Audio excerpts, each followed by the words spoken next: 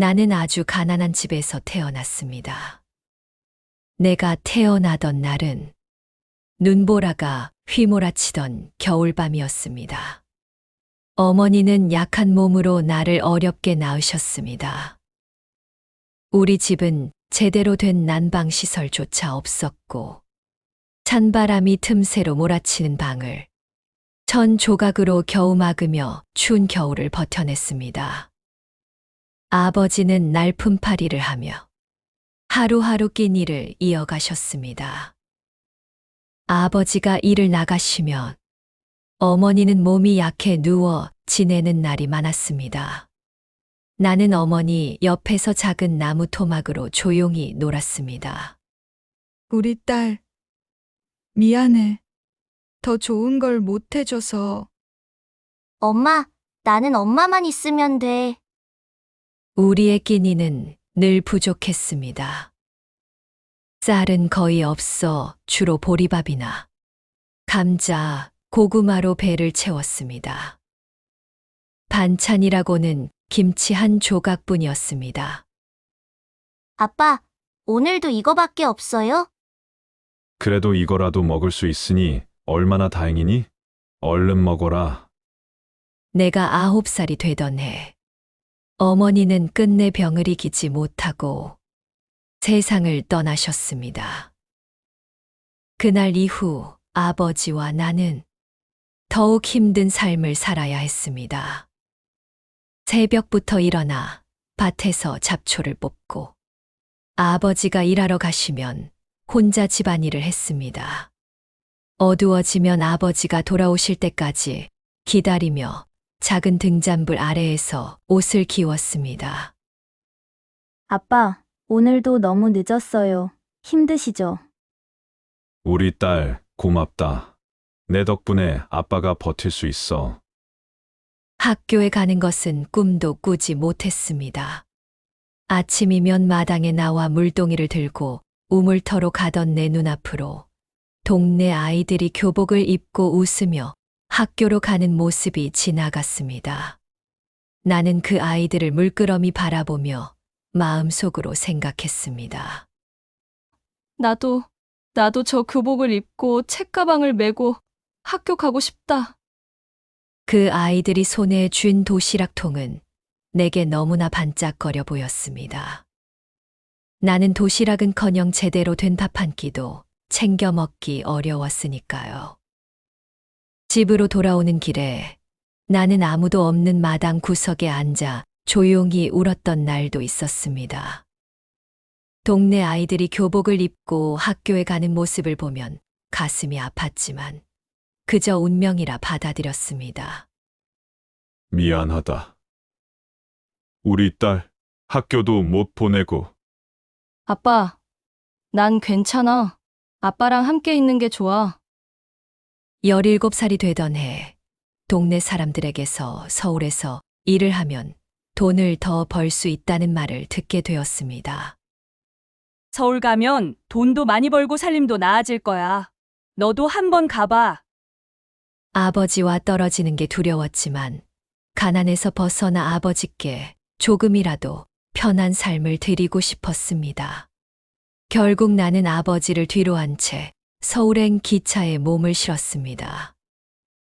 아버지, 꼭 성공해서 돌아올게요. 기다려주세요. 차창 밖으로 멀어지는 고향을 보며 나는 눈물을 흘렸습니다. 하지만 내 마음 속에는 새로운 희망이 싹 트고 있었습니다. 서울에 도착한 첫날, 나는 그곳의 공기부터 다른 것을 느꼈습니다. 사람들은 모두 바쁘게 걸었고, 내 눈엔 모든 게 낯설고 커 보였습니다. 소개받은 작은 봉제 공장에 가서 일을 시작하게 됐습니다. 내가 맡은 일은 실밥 정리와 재봉 보조였는데 하루 종일 쪼그려 앉아 작업을 해야 했습니다. 손끝은 바늘에 찔리고 앉은 자리는 차갑고 딱딱했습니다.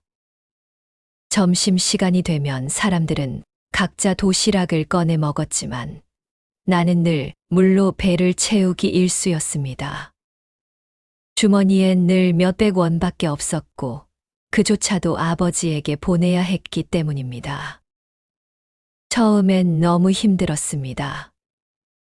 새벽같이 출근해 밤늦게 돌아오는 일상이 반복되었고, 숙소라고 해봐야 5명이 함께 쓰는 좁은 방 하나였습니다. 한 명이 뒤척이면 다 깨고, 여름이면 모기와 더위에 밤잠을 설쳤습니다. 하루는 일을 하다 쓰러졌습니다. 너무 피곤하고 배도 고팠거든요. 눈을 떴을 땐 공장 사장님이 나를 깨우고 있었습니다. 괜찮아? 배는 물은 마셨어? 괜찮다고 했지만 눈물이 왈칵 쏟아졌습니다. 나는 아무 말도 하지 못한 채 바닥만 바라봤습니다.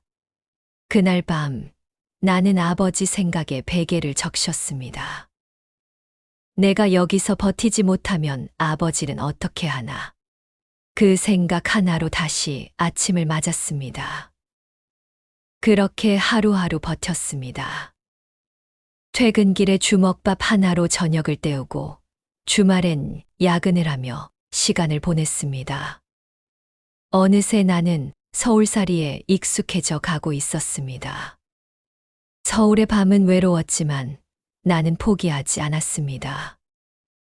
언젠가는 이 힘든 시간을 지나 무언가 따뜻한 것을 만날 수 있을 거란 희망 하나로 버텼습니다. 그렇게 몇 해가 지나 다니던 공장이 갑작스레 문을 닫게 되었습니다. 사장님은 조용히 우리를 불러 말했습니다. 요즘 주문이 뚝 끊겨서 도저히 공장 운영을 계속할 수가 없어요.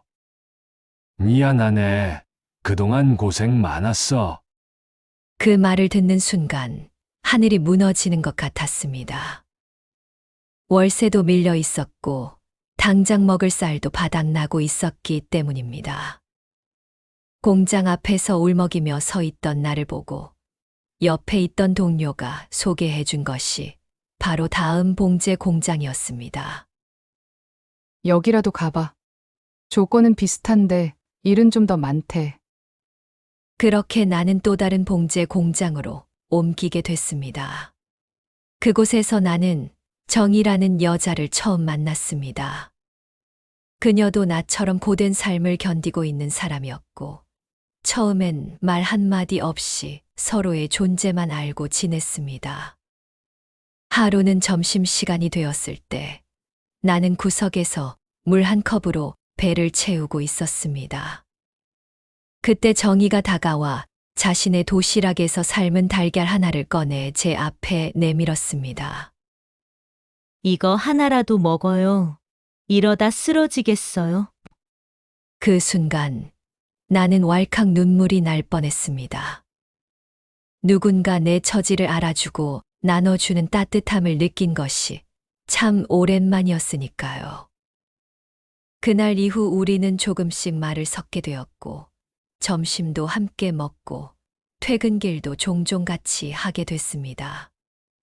정희는 처음 봤을 때부터 인상이 또렷한 사람이었습니다. 고등학교까지 마쳤다고 했고, 말하는 방식이나 손끝의 세심함에서 배운 사람 특유의 조심성과 따뜻함이 느껴졌습니다. 무엇보다도 그녀는 참 부지런했습니다. 매일 도시락을 손수 싸왔고, 반찬도 그날 다르게 준비해왔습니다. 나는 도시락 뚜껑을 열 때마다 놀라곤 했습니다. 계란말이, 멸치볶음, 나물무침 같은 정갈한 반찬들이 작은 칸마다 예쁘게 담겨 있었기 때문입니다. 그녀는 혼자 사는 나를 위해 가끔 반찬을 나눠주기도 했고, 김치를 직접 담가다 주기도 했습니다. 나는 마음 한편으로 그녀가 참 대단하다고 느꼈습니다. 고생을 하면서도 늘 밝게 웃고 정리정돈도 잘하고 요리도 잘하는 사람. 그런 그녀가 점점 더 따뜻하게 다가왔고, 나는 그녀와 함께하는 시간이 조금씩 기다려지기 시작했습니다. 어느 날 내가 작업 중 실수를 해 공장장에게 혼이 날 뻔한 일이 있었습니다. 긴장으로 손이 덜덜 떨릴 때 정희가 나서서 말했습니다. 제가 잘못 설명했어요. 같이 하던 일이었거든요. 제 책임도 있어요. 그녀 덕분에 나는 크게 혼나지 않고 넘어갈 수 있었습니다. 그날 밤 우리는 야근 후 공장 옥상에서 컵라면을 나눠 먹으며 처음으로 서로의 이야기를 꺼냈습니다. 나는 어릴 때 엄마 없이 자랐어요. 아버지도 곧 돌아가셨고, 그래서 늘 동생과 저뿐이었죠. 나도 비슷해요. 엄마는 일찍 돌아가시고 아버지와 단둘이 살았어요. 그래서 서울에 오게 된 것도 아버지를 먹여 살리기 위해서였고요. 우리는 그렇게 말하지 못했던 마음속 깊은 이야기들을 나누며 조금씩 서로를 이해해 갔습니다. 서로의 아픔을 들여다볼수록 우리는 점점 더 가족처럼 가까워졌습니다. 그 시절 정희는 내 유일한 친구이자 마음을 기댈 수 있는 유일한 사람이었습니다. 그렇게 시간이 흘러 우리는 매년 단둘이 서로의 생일을 챙길 정도로 가까워졌고, 명절에도 가족처럼 함께 음식을 나누었습니다. 하루는 정희가 무거운 얼굴로 내게 다가와 말했습니다. 잠깐 시간 좀 내줄 수 있어? 중요한 얘기가 있어. 그날 저녁 작은 분식집에서 우리는 마주 앉았습니다. 정희의 눈시울은 한참을 울고 난 듯 붉어져 있었고, 꺼내기 어려운 말을 앞둔 사람처럼 고개를 숙인 채 쉽게 말을 꺼내지 못했습니다. 정희는 한참을 머뭇거리다 조심스럽게 이야기를 꺼냈습니다. 사실 동생이 갑자기 수술을 하게 됐어. 근데 우리 집 형편이나 내가 모아둔 게 없어서 어떻게 해야 할지 모르겠어. 큰 돈은 아니지만 내가 도와줄게. 아니야, 너도 형편 어려운데 나 때문에 그럴 수는 없어. 그냥 못 들은 걸로 해. 나는 망설이지 않았습니다. 내 통장에 남은 돈 전부는 많지 않았지만 그녀에게 기꺼이 건넸습니다. 그 일 이후로 우리의 우정은 더욱 깊어졌습니다. 우리는 가족처럼 서로를 아끼고 챙겼습니다. 세월이 흘러 45이 되던 해, 나는 드디어 부모님의 모든 빚을 다 갚을 수 있었습니다. 크고 작은 채무들이 평생 나를 짓눌러 왔습니다. 매달 적은 월급 중에서도 빠듯하게 조금씩 모은 돈으로 이자를 내고 빚을 갚고 또 갚아도 끝이 없을 것 같던 그 시간이 무려 20년이 넘게 걸렸습니다. 은행에서 마지막 대출 상환서를 확인하고 나오던 날, 나는 혼자 골목길에 앉아 오랫동안 울었습니다. 드디어 끝났다는 안도감과 그 오랜 시간 내 삶을 가로막고 있던 무게가 사라졌다는 실감이 동시에 밀려들었습니다. 하지만 빚을 갚고 나서도 나는 멈추지 않았습니다. 여전히 허름한 지하방에서 살았고, 여전히 하루 두 끼로 버티며 일했습니다. 돈이란 쉽게 모이지 않았지만 나는 그날 이후 처음으로 나 자신을 위한 미래를 그려보기 시작했습니다. 그로부터 또 몇 년의 시간이 흘렀습니다. 마침내 작은 전셋집이라도 마련하고 싶다는 꿈을 갖고 투잡을 뛰고 주말에도 일을 하며 조금씩 저축을 늘려갔습니다. 그러던 어느 날, 내가 평소 눈여겨보던 골목의 작은 주택이 매물로 나왔다는 소식을 들었습니다. 나는 한밤중에도 전기세 아끼며 촛불 켜고 계산기를 두드리며 따졌습니다. 그리고 조심스럽게 은행 대출을 받아 그 집을 사기로 결정했습니다. 그 집은 오래되고 낡았지만 마당 한쪽에 작은 화단이 있었고 창문을 열면 햇빛이 잘 들어오는 구조였습니다. 처음 집 열쇠를 손에 쥐고 문을 열던 순간 나는 다시 한 번 울었습니다.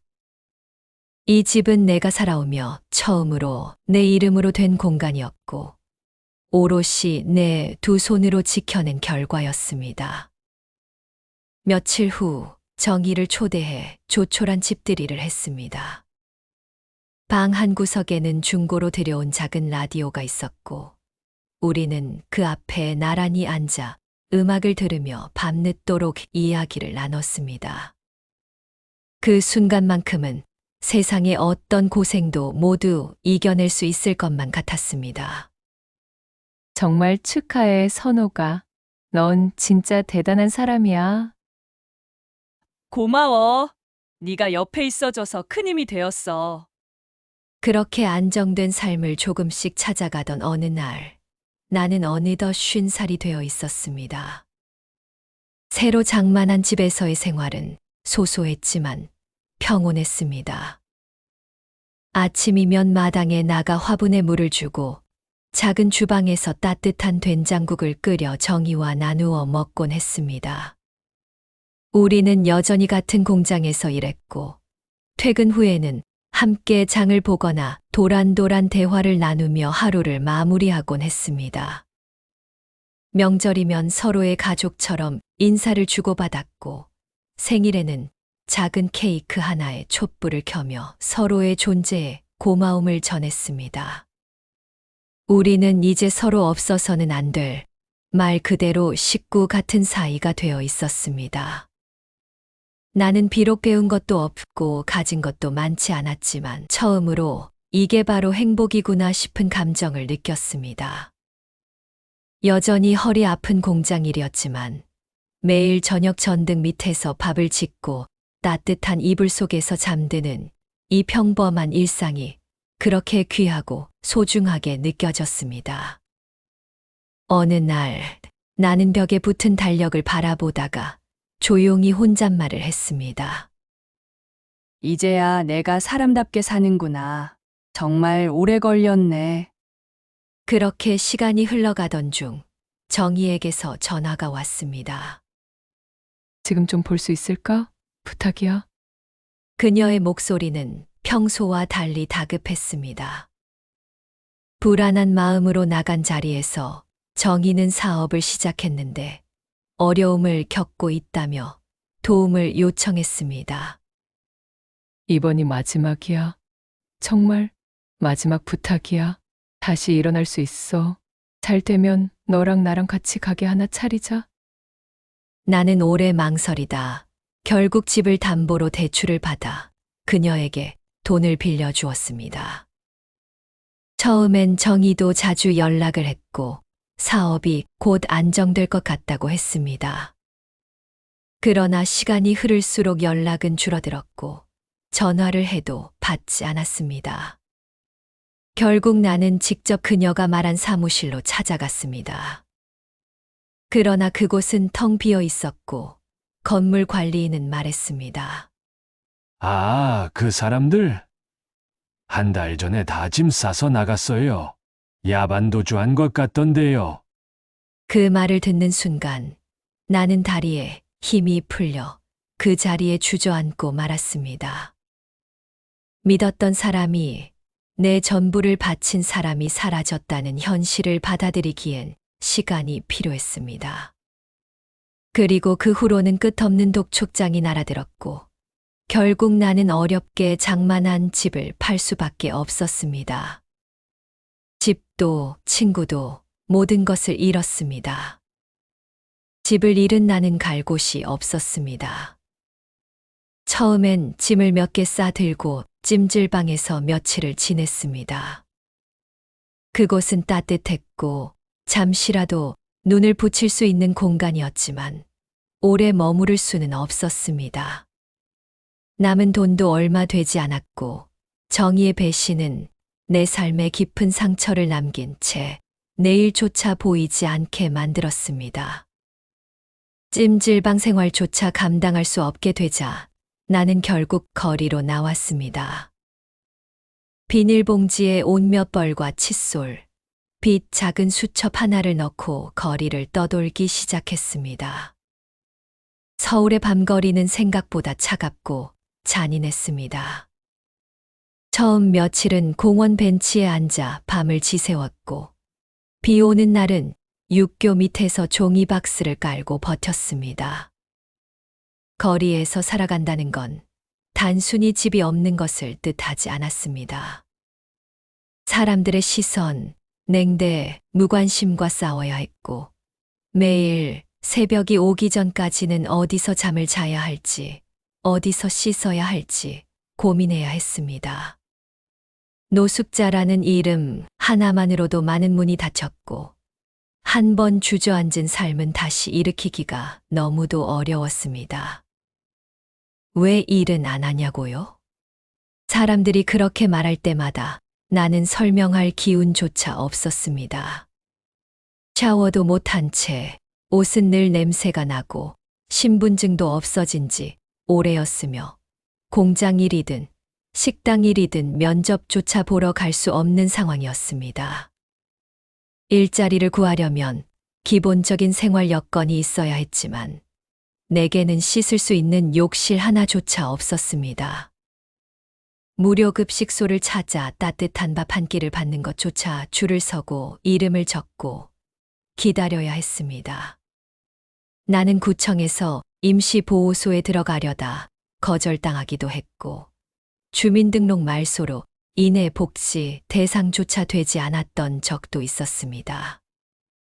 겨울이 오자 바람은 사르르듯 차가웠습니다. 손끝과 발끝은 저리기 시작했고, 밤이 되면 담요를 몇 겹 덮어도 추위를 막을 수 없었습니다.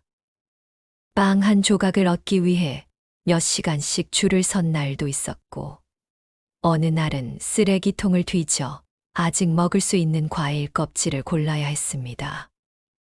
사람들은 내게서 고개를 돌렸고, 누군가는 내 옆을 지나며 인상을 찌푸리거나 욕을 하기도 했습니다. 자존감이 바닥까지 떨어졌고, 거울을 볼 엄두조차 나지 않았습니다. 어느 날은 창문에 비친 내 모습을 보고 깜짝 놀라기도 했습니다. 그만큼 나는 내가 누군지조차 희미해져 가고 있었습니다. 거리에서 만난 노숙인들 사이에서도 나는 조용한 사람이었습니다. 잘 웃지도 잘 말하지도 않았지만 사람들은 그런 나를 조용히 존중해 줬습니다. 가끔 같은 급식소에서 자주 마주치는 할머니와 나누는 눈인사 하나에도 위로를 받았습니다.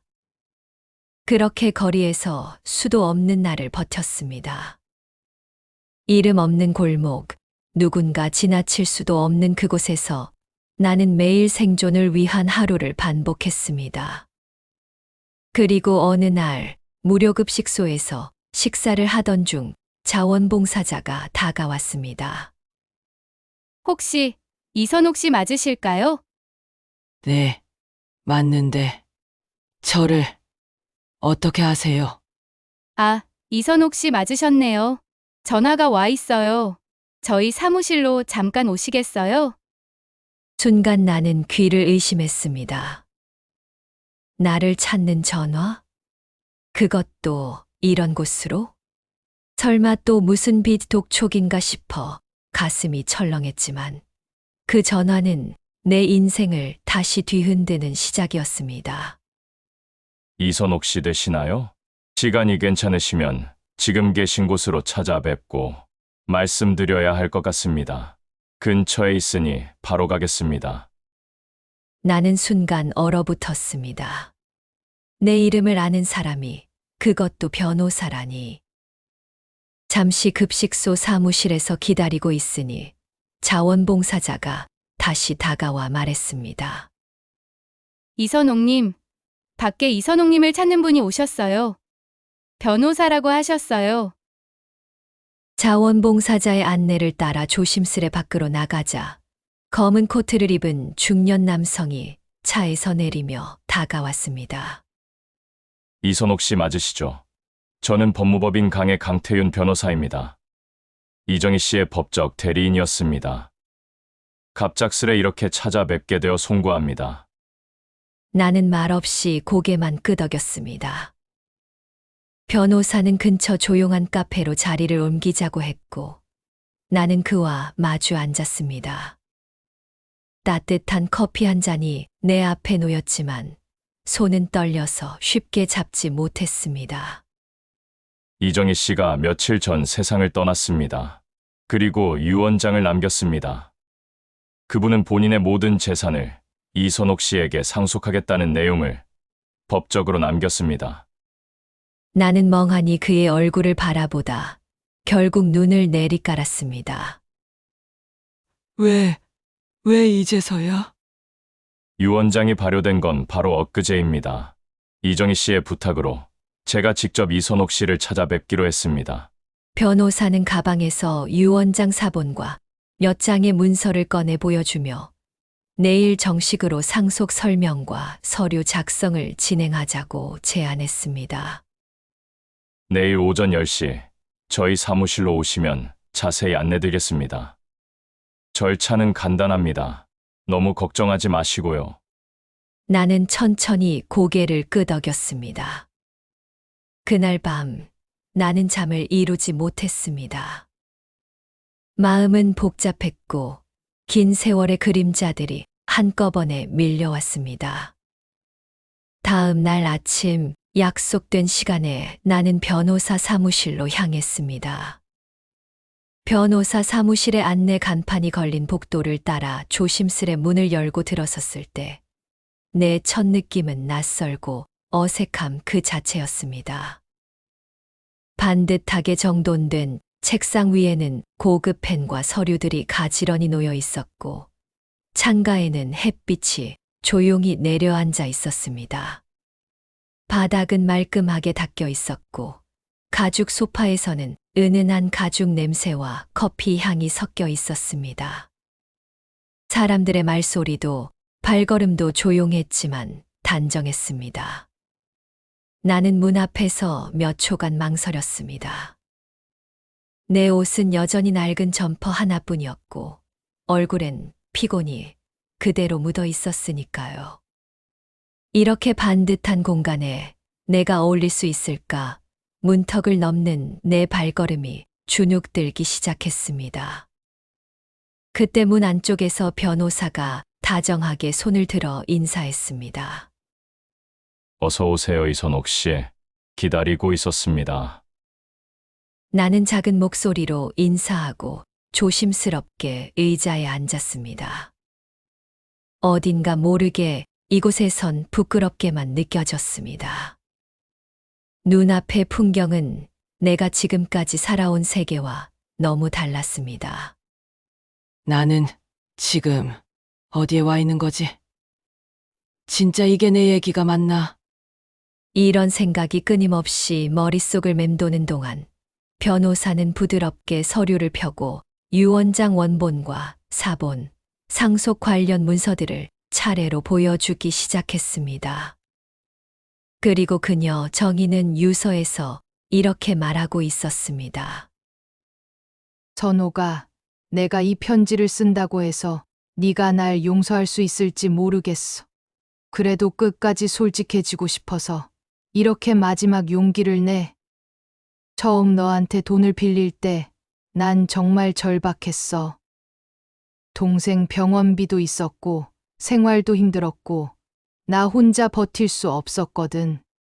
그런데 그렇게 시작된 거짓말이 눈덩이처럼 불어나면서 결국 난 널 속이게 됐고 널 무너뜨리게 됐어. 내가 도망치듯 사라지고 나서 사실 난 그날 이후로 단 하루도 편하게 살지 못했어. 어디 가서 웃는 것도 무서웠고 잠들 때마다 네 얼굴이 떠올랐어. 이기적이었어. 정말 많이 미안했어. 그 후 나는 작은 상가에서 손님 상담을 도우며 다시 일하기 시작했어. 돈을 벌고 나서 뭐라도 해야 할 것 같았거든. 그렇게 다시 일하다가 우연히 인터넷 쇼핑몰 창업 교육을 받게 됐고 그게 내 인생을 바꿨어. 처음엔 물건 하나 파는데도 며칠이 걸렸지만 점점 고객이 늘고 입소문이 퍼지면서 생각지도 못한 성장을 하게 됐어.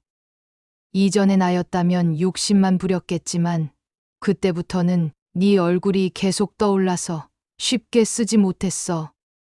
내가 이렇게 성공하면 뭐하나 가장 소중했던 사람을 잃었는데 그래서 난 번 돈을 조금씩 모았어. 언젠가 너를 다시 만날 수 있다면 정말 미안하다고 말하고 싶어서. 그러다 어느 날 네가 거리에서 노숙 생활을 하고 있다는 얘기를 들었어. 그날 나는 무릎을 꿇고 울었어. 그리고 결심했어. 남은 내 삶을 다 정리해서 내가 다시 일어설 수 있도록 돕자고. 사실 말 못했지만 나 병원에도 다녔어. 몇 년 전부터 폐에 이상이 있었고 최근엔 암 진단을 받았어. 수술은 늦었고 이미 몸은 많이 상해 있었어. 더 이상 버틸 힘이 없다고 의사도 말했지. 처음엔 화도 났어. 근데 생각해 보니까 이건 어쩌면 마지막 기회일 수도 있겠다 싶었어. 너한테 정말 진심을 전할 마지막 기회. 이게 내 방식의 사죄야. 늦었지만 진심이야. 너는 누구보다 강한 사람이야. 너는 나를 살게 해줬고 나를 따뜻하게 대해준 유일한 사람이었어. 나한테는 가족 이상이었어. 내가 너에게 남긴 이 재산은 결코 보상도 아니고 대가도 아니야. 그냥 너라는 사람이 이 세상에 꼭 다시 일어설 수 있기를 바라는 마음이야. 그리고 언젠가는 내가 남긴 마음도 조금은 이해해 줄 수 있으면 좋겠어. 정말 고맙고 미안하고 또 미안해. 이건 내 마지막 용서의 청이자 미안함의 표현입니다. 나 때문에 무너진 당신의 삶이 다시 일어설 수 있길 바라며 남은 것을 모두 당신에게 남깁니다. 그 순간 눈물이 멈추지 않았습니다. 분노, 슬픔, 그리움, 후회, 모든 감정이 한꺼번에 밀려왔습니다. 그리고 나도 모르게 속으로 이렇게 중얼거렸습니다. 정이야, 왜 그때는 그렇게 말하지 못했니, 왜? 그날 이후 내 삶은 또 한 번 새로운 국면에 접어들었습니다. 하지만 모든 게 순식간에 정리되지는 않았습니다. 유 원장을 마주하고도 여전히 현실감이 없었고 눈앞에 펼쳐진 상황은 내게 너무 벅차고 낯설었습니다. 변호사는 잠시 내 눈치를 살피다 조심스럽게 말을 꺼냈습니다. 이선옥 씨, 지금 많이 당황스러우시겠지만 사실 이정희 씨가 생전에 아파트 한 채를 구입해 두셨고 상속받을 수 있는 절차도 모두 완료된 상태입니다. 당장 생활하실 곳이 필요하실 텐데 그 집으로 들어가시는 것이 어떨까요? 나는 얼떨떨하게 고개를 저었습니다. 아니요. 갑자기 저는 그냥 아직 정리가 안 돼서요. 변호사는 이해한다는 듯 고개를 끄덕였습니다. 그럴 줄 알고 저희가 근처 호텔에 임시로 머무실 수 있도록 방을 잡아두었습니다. 너무 부담 갖지 마시고 몇 주간 머물며 천천히 생각을 정리하세요. 그리고 이건 이정희 씨 명의 계좌에서 준비된 생활비 통장과 카드입니다. 앞으로 필요한 생활자금은 여기에서 인출하시면 됩니다. 나는 말없이 그 봉투를 받아들었습니다. 손끝이 떨렸고 가슴 한편이 뻐근하게 아려왔습니다. 여전히 마음은 어지러웠지만 그 배려에 눈물이 핑 돌았습니다. 그날 나는 조용히 호텔 방으로 향했습니다. 따뜻한 물이 나오는 샤워실, 폭신한 침대, 그리고 창밖으로 내리쬐는 햇살. 그 모든 것이 꿈처럼 느껴졌습니다. 며칠이 지나자 나는 조금씩 몸과 마음을 정리할 용기를 내기 시작했습니다. 우선 가장 먼저 한 일은 병원에 가보는 것이었습니다.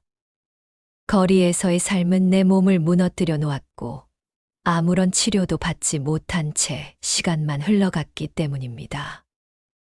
건강검진을 받고 필요한 치료를 시작하면서 나는 내 삶을 회복시키기 위한 작은 첫걸음을 내디뎠습니다. 그리고 그날 오후 미용실 문을 조심스레 열고 들어갔습니다. 거울 앞에 앉아 머리를 다듬고 하얗게 자란 머리를 염색하는 동안 나는 마치 다른 사람의 시간이 내 안에 들어오는 듯한 기분을 느꼈습니다. 머리카락 끝에서부터 삶이 다시 시작되는 듯했지요. 새 옷을 한 벌 사고 깨끗한 신발을 신고 호텔 로비 거울 앞에서 나 자신을 다시 한번 바라보았습니다. 낯설었지만 분명히 그 속에는 내가 있었습니다. 그런 변화들이 모이자 마음도 달라지기 시작했습니다. 처음 며칠 동안은 호텔방에 머무르며 나는 아무 일도 하지 못했습니다. TV를 켜놓고 멍하니 바라보다가 혼잣말을 중얼거리거나 정의의 편지를 수십 번씩 다시 읽었습니다. 무엇을 해야 할지, 앞으로 어떻게 살아야 할지 막막했지만 그 안에서도 분명히 무언가가 변해가고 있었습니다. 하루는 문득 거울 앞에 선 내 모습을 오래도록 바라보았습니다. 창백하고 지친 얼굴이었지만 이제는 씻고 먹고 잠들 수 있는 하루를 보내는 사람이 되어 있었고 더 이상 거리에서 신발 속에 돌멩이를 넣고 자는 사람은 아니었습니다. 그 순간 문득 정의가 내게 남긴 그 말이 떠올랐습니다. 너는 누구보다 강한 사람이야. 나는 그 말을 스스로에게 속삭이며 아주 오랜만에 마음속 깊은 곳에서 다짐했습니다. 이제 나도 누군가에게 따뜻한 사람이 되고 싶다. 그 길로 나는 노숙인 복지센터를 찾았습니다. 처음엔 그저 자원봉사를 하고 싶다고 말했지만 며칠이 지나자 직원들이 내 이야기에 귀를 기울이기 시작했습니다. 나는 직접 노숙 생활을 해본 사람으로서 이들이 무엇을 가장 절실히 필요로 하는지 누구보다 잘 알고 있었습니다. 가장 먼저 떠오른 것은 쉴 곳이었습니다. 하룻밤이라도 안전하게 따뜻하게 잘 수 있는 공간. 밤이면 눈을 붙일 곳이 없어 불안에 떨던 나날이 떠올랐습니다. 그리고 무엇보다도 마음 편히 씻을 수 있는 깨끗한 공간이 절실하다는 걸 누구보다 잘 알고 있었습니다. 거리에서 지내던 날들은 따뜻한 물로 샤워하는 게 가장 간절했으니까요. 몸을 씻지 못해 사람들 눈치를 봐야 했던 순간들, 세면대 하나를 두고 새벽에 몰래 얼굴을 닦던 기억이 너무도 선명했기에 나는 그들에게 위생적인 욕실과 온수가 제공되는 공간을 가장 먼저 준비하고 싶었습니다. 그래서 나는 정의가 남긴 유산 일부를 들여 작은 쉼터부터 마련하기로 했습니다. 처음엔 오래된 주택 한 채를 개조하는 것부터 시작했습니다. 낡은 바닥을 새로 깔고 벽에 단열재를 덧대고 오래된 보일러를 교체했습니다. 샤워실과 세탁기, 작은 식탁과 전자레인지도 들였습니다. 매일 무료 급식소를 전전하던 이들에게 따뜻한 밥 한 끼와 푹 쉴 수 있는 이부자리를 제공하는 것, 그것이 내가 할 수 있는 첫 번째 일이었습니다. 쉼터는 점점 입소문을 타기 시작했고 어느새 하루에도 몇 명씩 찾아와 문을 두드렸습니다.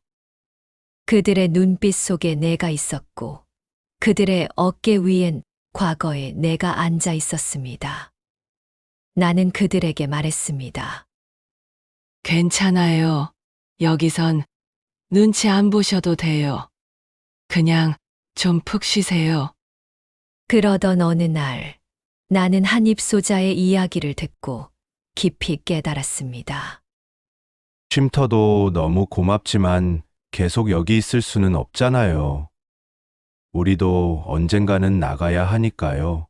뭐라도 할 수 있어야 해요. 그 말이 내 마음을 쳤습니다. 맞다. 쉼터는 시작일 뿐 그들이 다시 세상으로 나갈 수 있도록 돕는 것. 그게 진짜 내가 해야 할 일이었습니다. 그때부터 나는 일자리에 대해 고민하기 시작했습니다. 어떻게 하면 이들에게 새로운 기회를 줄 수 있을까? 어떻게 하면 단지 하루를 버티는 삶이 아니라 내일을 준비할 수 있는 삶을 만들 수 있을까? 그렇게 나는 노숙인을 위한 자립 기반의 작은 일터를 고민하게 되었고, 그 생각은 자연스럽게 사회적 기업이라는 새로운 계획으로 이어지게 되었습니다. 어느 날 밤, 나는 정희가 남긴 아파트 거실 창가에 앉아 조용히 펜을 들었습니다. 그리고 정희에게 편지를 쓰기 시작했습니다. 정희야, 너를 처음 만났을 때 나는 아무것도 없었어. 하루하루를 버티는 것조차 힘들었고 세상이 너무 차갑게 느껴졌지. 그런 나에게 따뜻한 말 한마디? 반찬 하나 건네주던 너는 마치 하늘이 보내준 사람 같았어. 처음엔 너를 원망도 했어. 왜 아무 말 없이 떠났냐고. 왜 내 마음에 그렇게 깊이 들어와서 그렇게 가버렸냐고. 그런데 이제야 알 것 같아. 너는 마지막까지 나를 지키고 있었던 거야. 내가 남긴 집, 통장, 그리고 마지막 편지. 나는 그것들을 붙잡고 다시 일어설 수 있었어. 그리고 이제 나도 누군가에게 그런 사람이 되고 싶어. 나처럼 길에서 무너진 사람들에게 다시 살아갈 이유를 주고 싶어. 정희야, 내가 만든 쉼터의 이름은 하룻밤이야. 나도 너처럼 누군가의 삶에 따뜻한 하루를 선물할 수 있는 사람이 되고 싶어. 언젠가는 너에게도 부끄럽지 않게 살고 있다고 꼭 전하고 싶었어. 많이 그립고, 많이 고맙고, 정말 미안하고, 정말 사랑해. 내 친구, 선옥이가. 저는 천천히 봉투를 접고 조용히 책상 서랍에 넣었습니다. 비워내듯 쓰고 나니 마음 한켠이 조금은 가벼워진 듯 했습니다. 그날 이후 저는 매일 쉼터에 나가 사람들을 맞이했고 주방에서 직접 밥을 지어 나누었습니다. 노숙자들은 점점 서로를 의지하며 작은 공동체를 이루기 시작했고 저는 그들 사이에 앉아 같이 밥을 먹고 같은 밤하늘을 올려다보며 하루를 마무리했습니다. 그리고 그 다음을 준비했습니다. 이제 이들이 일어설 수 있는 기반을 만들어야 한다는 생각이 들었습니다. 저는 다시 변호사와 상담하고 여러 기관들과 연결하며 사회적 기업을 구상하기 시작했습니다. 노숙자들에게 기술을 가르치고 생산한 물품을 판매하며 자립을 도울 수 있는 구조. 단순히 잠자리만 제공하는 것이 아니라 스스로 일어설 수 있도록 도와주는 터전을 만드는 일이었습니다. 정의가 제게 그랬듯이 저도 누군가에게 그런 빛이 되어주고 싶었습니다. 이선옥의 삶은 그렇게 이어지고 있었습니다. 슬픔 위에 피어난 따뜻한 용기, 그 용기는 다시 수많은 사람의 삶에 작은 기적이 되어 퍼져나가고 있었습니다. 사회적 기업의 아이디어를 구체화하기까지는 오랜 시간이 걸렸습니다. 단지 마음만 가지고 되는 일이 아니라 제도와 사람, 자본이 모두 필요했습니다. 하지만 저는 한 걸음씩 나아갔습니다. 무엇보다 중요한 건 제가 직접 거리에서 겪은 절박함이 있었기에 이 일이 반드시 필요하다는 확신이었습니다. 처음 시작은 단추했습니다. 하룻밤 쉼터에서 지내던 노숙자 중 손재주가 있던 몇 사람과 함께였습니다. 간단한 재봉틀 몇 대를 구해놓고 커피 필터 주머니, 장바구니, 앞치마 등 간단한 천제품을 만드는 작업부터 시작했습니다. 저도 여기서 일할 수 있을까요? 조심스럽게 다가와 묻는 사람들이 하나둘 생겨났습니다.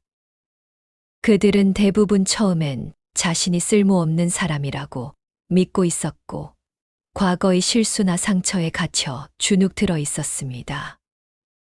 하지만 함께 일을 하면서 점점 눈빛이 달라졌습니다.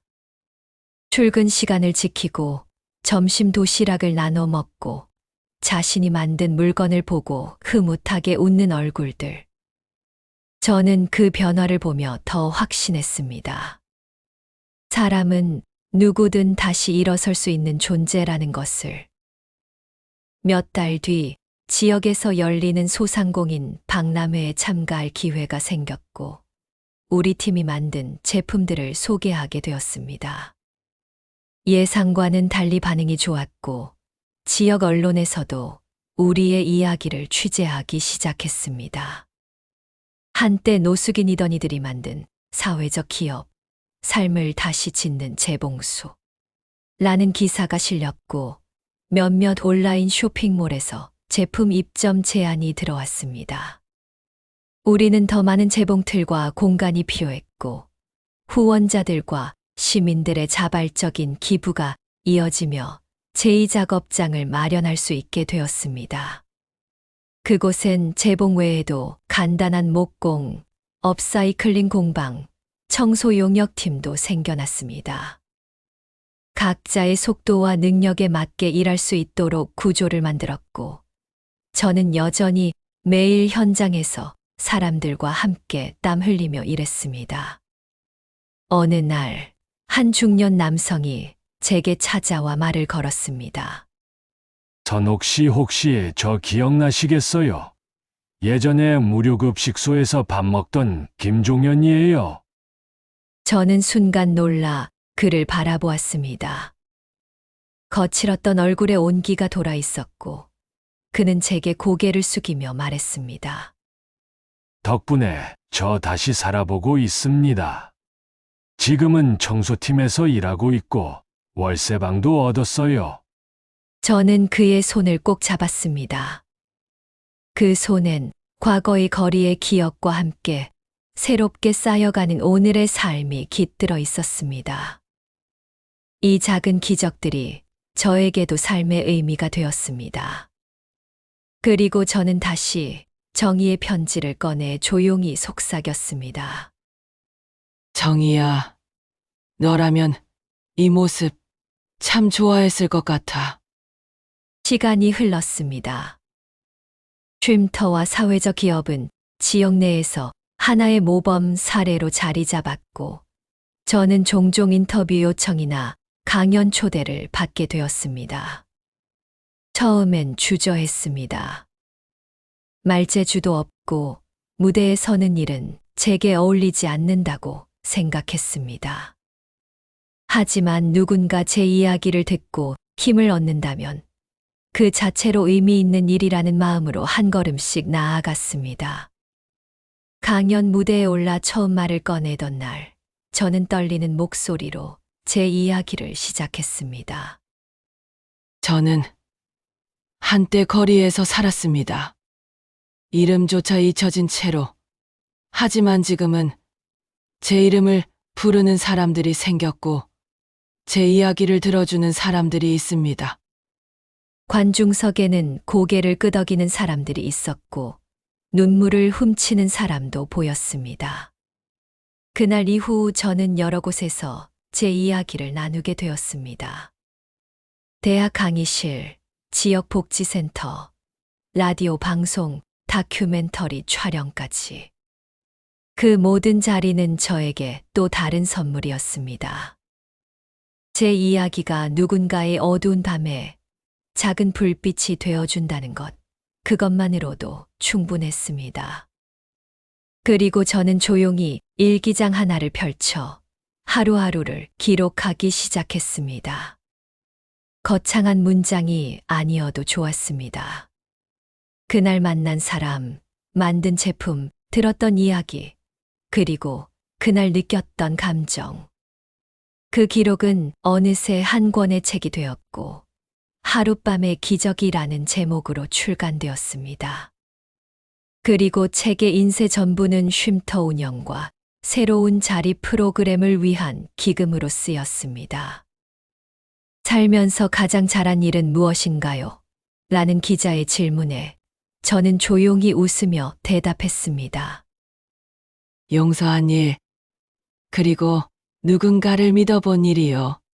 그 말 속에는 정의와의 추억, 거리의 기억, 그리고 지금의 따뜻한 삶이 모두 담겨 있었습니다.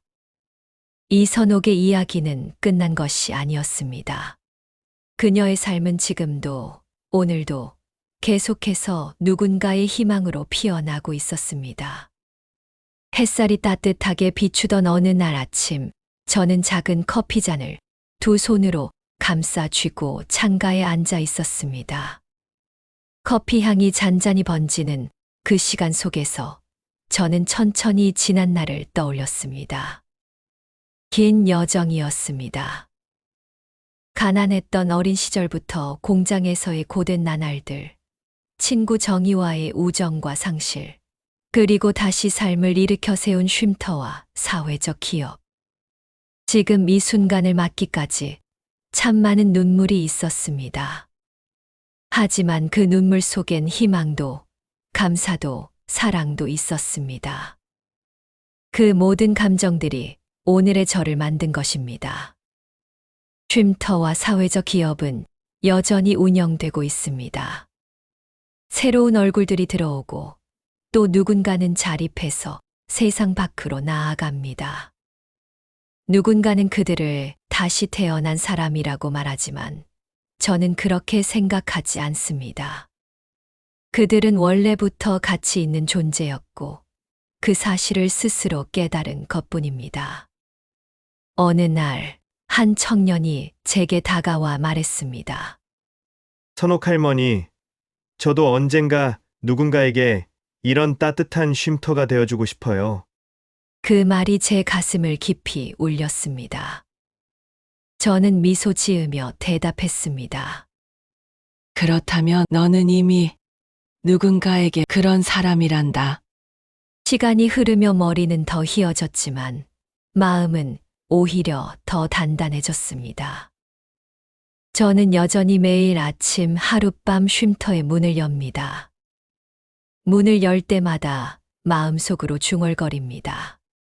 오늘도 누군가의 밤이 따뜻하길. 이 이야기를 듣고 계신 당신도 언젠가 삶에 지친 어느 날 누군가의 따뜻한 한마디로 일어설 수 있기를 바랍니다. 그리고 그 따뜻함을 또 다른 누군가에게 건넬 수 있는 사람이 되시기를 바랍니다. 인생은 끝까지 살아봐야 합니다. 때로는 가장 어두운 골목 끝에서 우리가 전혀 예상치 못한 은혜가 기다리고 있습니다. 그리고 그 은혜는 감사하는 마음을 가진 이에게 가장 깊이 다가오는 법입니다. 이선옥의 삶은 끝이 아닌 새로운 시작이었습니다. 그리고 지금도 누군가의 마음 속에서 조용히 은혜라는 이름으로 살아가고 있습니다. 시청해 주셔서 감사합니다.